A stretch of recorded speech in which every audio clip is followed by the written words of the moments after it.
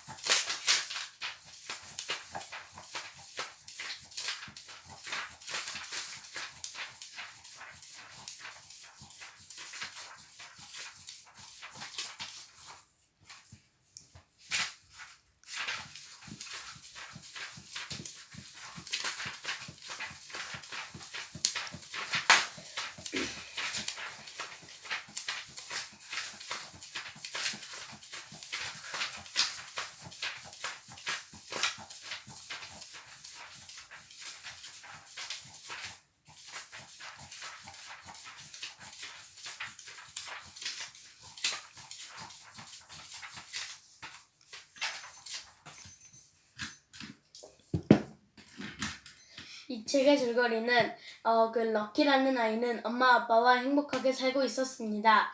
그런데 어느 날 엄마가 이렇게 불의의 사고로 돌아가시자 아빠는 이 럭키를 이 아빠의 전 부인인 브리지트 아줌마에게 넘기고 아빠는 집을 나갑니다. 그래서 이 럭키라는 아이는 브리지트 아줌마와 단 둘이 살게 됩니다. 그런데 럭키는 처음부터 이 브리지트 아줌마가 너무 어색했습니다. 그리고 엄마 아빠가 순식간에 사라져 버렸기 때문에 더욱더 슬펐습니다. 그리고 럭키는 이제는 이 아줌마와의 관계는 예전보단 조금 좋아졌지만 아직도 이 럭키는 이 브리지트 아줌마를 살짝 경계하고 아직 좋아하진 않았습니다. 그래서 이 럭키는 이제는 초등학생이 되었습니다. 그래서 학교에서는 일반 아이처럼 이렇게 잘 지냈습니다. 하지만 이 비밀이 있다는 것을 몇 명의 아이들만 알았습니다.